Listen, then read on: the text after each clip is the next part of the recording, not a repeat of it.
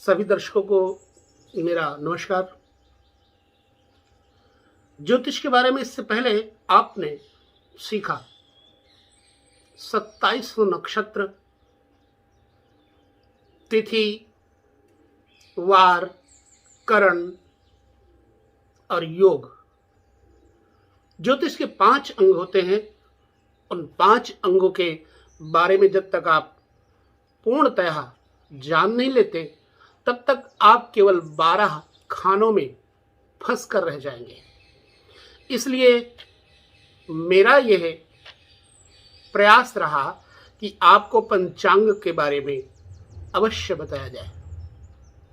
फिर एक बात दोहरा देता हूं कि पंचांग बहुत जरूरी है और पंचांगों के अंग जो होते हैं वो ये होते हैं: वार, तिथि, नक्षत्र, योग और करण।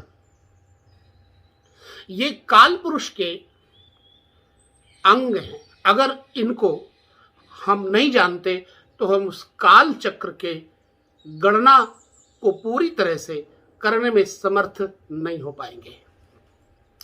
बात चाहे फलित ज्योतिष की हो या फिर गणित की हो, परंतु काल पुरुष की जानकारी होना परम आवश्यक है।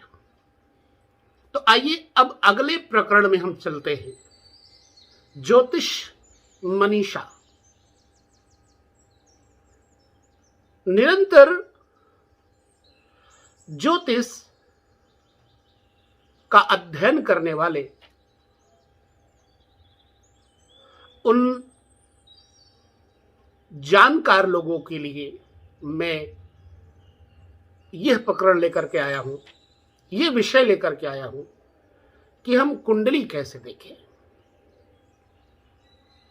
देखिए बंधु, कुंडली में 12 घर होते हैं।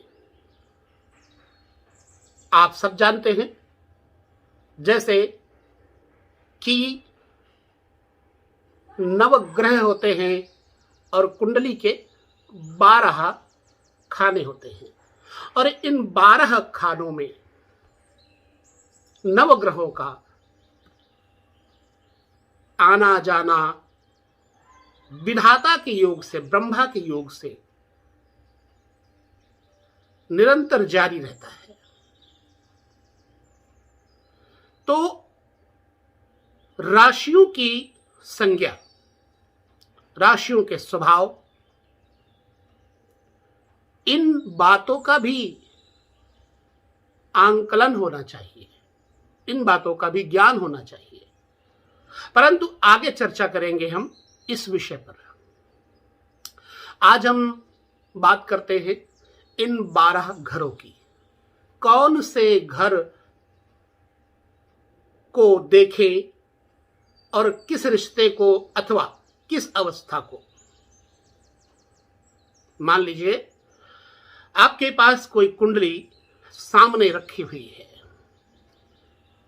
और आपके पास पूछने वाला ये पूछता है आपसे कि गुरुजी या पंडित जी, आप मुझे ये बताइए कि इस व्यक्ति का रंग रूप कैसा होगा। अब आप उसके रंग रूप के बारे में कैसे बताएंगे? तो रंग रूप के बारे में अगर जानकारी की जाए तो कहां से की जाए? इसके लिए पहले घर को देखना जरूरी है। पहला घर जिसको लगन कहते हैं। अब पहले घर पे यदि मेष लगन है, देश काल के अनुसार ही भविष्य को बताना चाहिए। मान लिया कि कोई साउथ अफ्रीका का आपके पास आकर के प्रश्न करता है कि बताइए ये गोरा होगा या काला होगा। तो महानुभाव, चूंकि साउथ अफ्रीका में गर्मी होती है, वहां की जलवायु के कारण रंग रूप में कालापन रहता है। अब लगन में मेष राशि है और चंद्रमा लगन में बैठे हैं, शुक्र की दृष्टि भी पड़ रही है, तो आप बोल देंगे कि गोरा रंग होगा। यहां पर आप गलत हो सकते हैं, गलत हो जाएंगे। तो कभी भी देश काल को छोड़ करके भविष्य का कथन नहीं करना चाहिए। इसी तरह भारत में भी रहते हैं आप, और अगर दक्षिण भारत का कोई व्यक्ति प्रश्न करता है तो भी थोड़ा सावधानी के साथ उसका जवाब देना। अब चलिए बताते हैं कि पहले घर से क्या देखना है। पहले घर से पहली बात तो, पहला घर अगर मेष लगन है तो ये पूर्व दिशा का, ये राशि पूर्व दिशा की स्वामी है। परंतु हमें यहां पर जातक का स्वभाव, रंग रूप, गढ़न बढ़न देखना है। तो यहां पे अगर सहज, सुंदर, शीलवान, गुणवान, प्रबुद्ध ग्रह बैठे हैं तो हम उसके स्वभाव को प्रबुद्ध, शीलवान, सुंदर बताएंगे। ठीक है, ये लगन की बात हो गई। सिर में दर्द होता है, लगन से देखा जाएगा। क्यों होता है? लगन को कोई ऐसा ग्रह देख रहा है, पाप ग्रह देख रहा है, तो उसका निवारण बताना होता है। आइए अब हम जानते हैं कि दूसरा घर क्या है। दूसरे घर से धन का, कि पैसा कितना है, जो धरोहर है वो सुरक्षित रह पाएगी कि नहीं रह पाएगी। तो हम धन की अवस्था देखेंगे। धन का मालिक दूसरे घर का, दूसरे भाव का कारक ग्रह होता है। तो दूसरे घर से हम धन का हाल देखते हैं, और यहीं पर दूसरे घर से वाणी का भी हाल बताना चाहिए, तथा दूसरे ही घर से दाहिने नेत्र का कारण बताना चाहिए।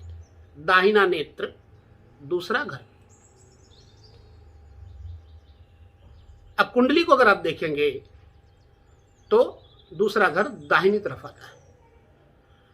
चलिए तीसरे घर के बारे में बताते हैं। तीसरा घर क्या होता है? हमारे भाई बंधु, छोटे भाई बंधु, कुटुंब कितना है और कैसा होगा, तीसरे घर से बताना होता है।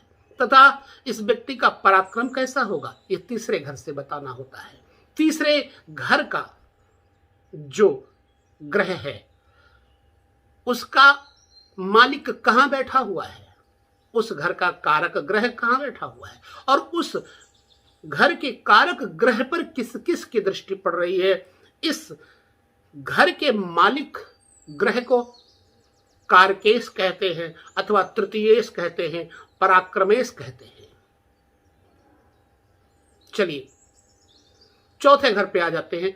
चौथा घर जो कि मां का घर है, और चौथा घर सुख का घर है।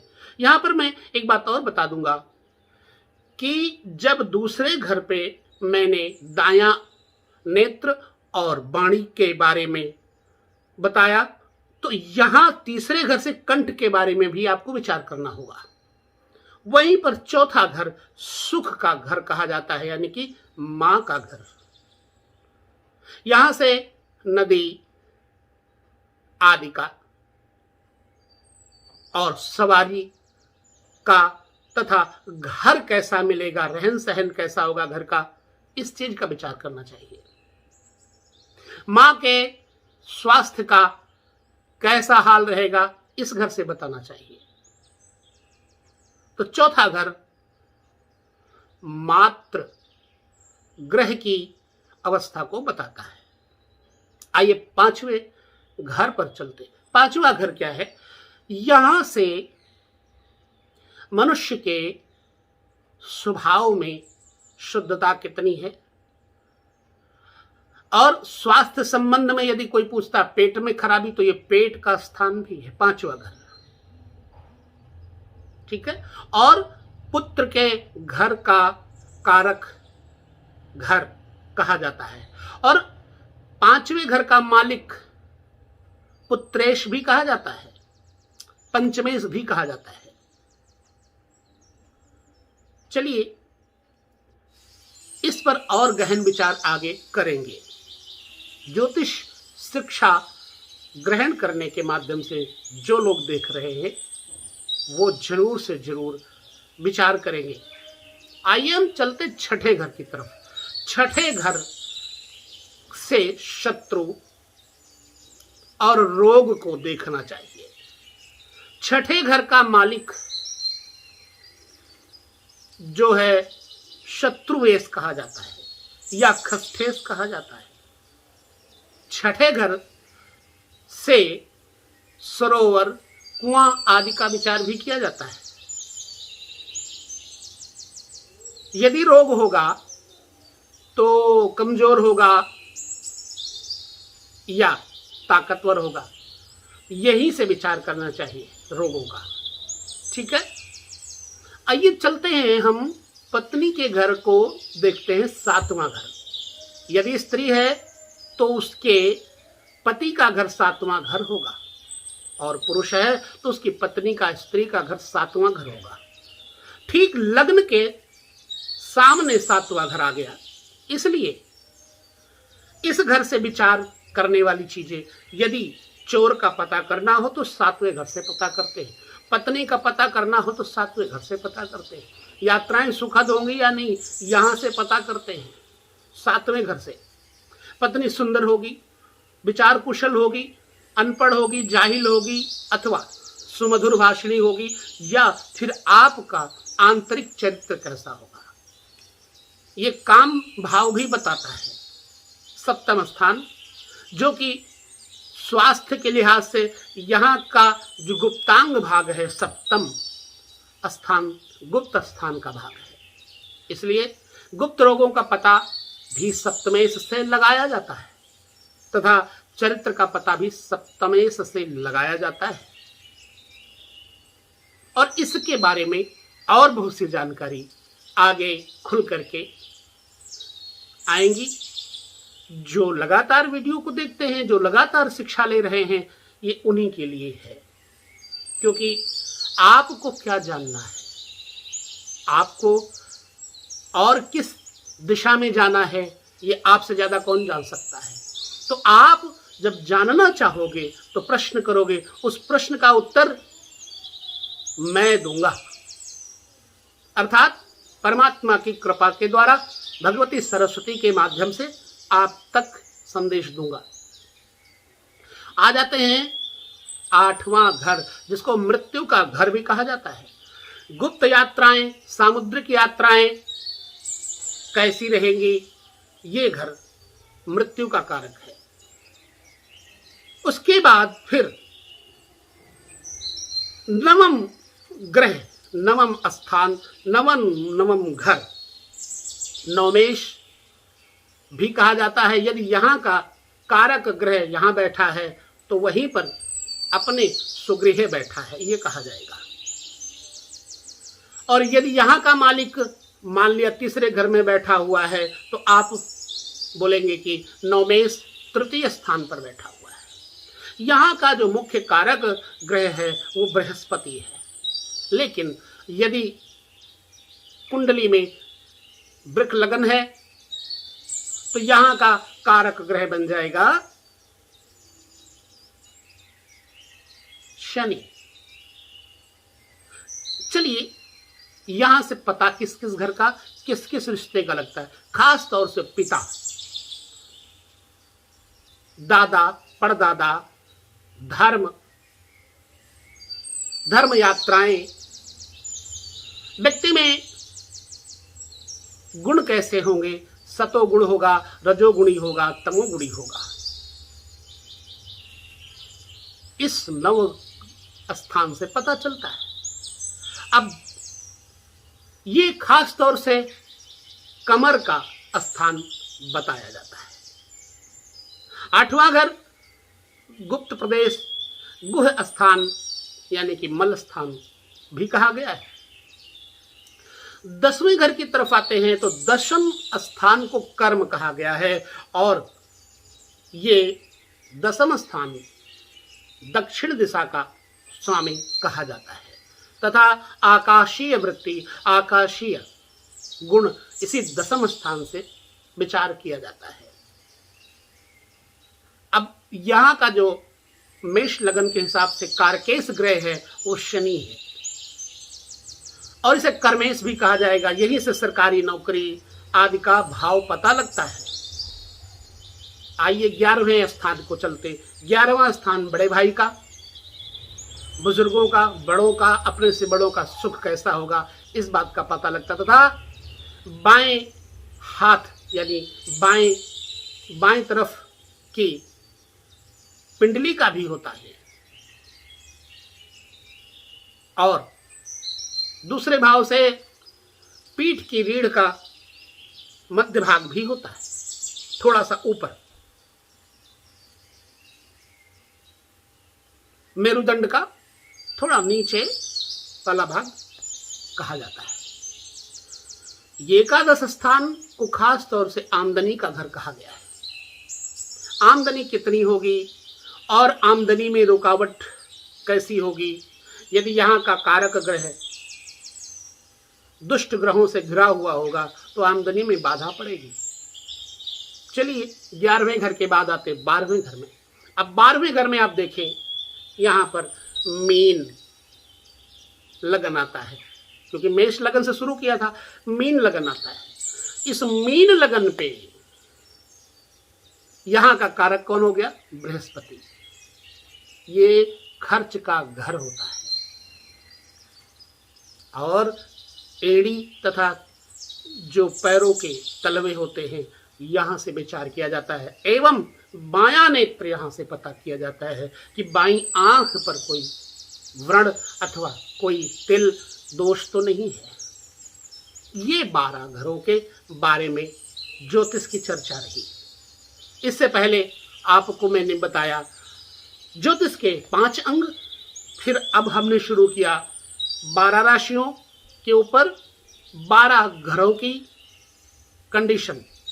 अगले प्रकरण में हम जानेंगे कारक, कारकेश, अन्य ग्रहों का, जो कि मेष लगन से बाद वृक लगन आता है, फिर उसके बाद मिथुन लगन आता है, फिर कर्क लगन आता है। तो इस तरह से हम लग्न, लग्नेश, कर्क, कारकेश,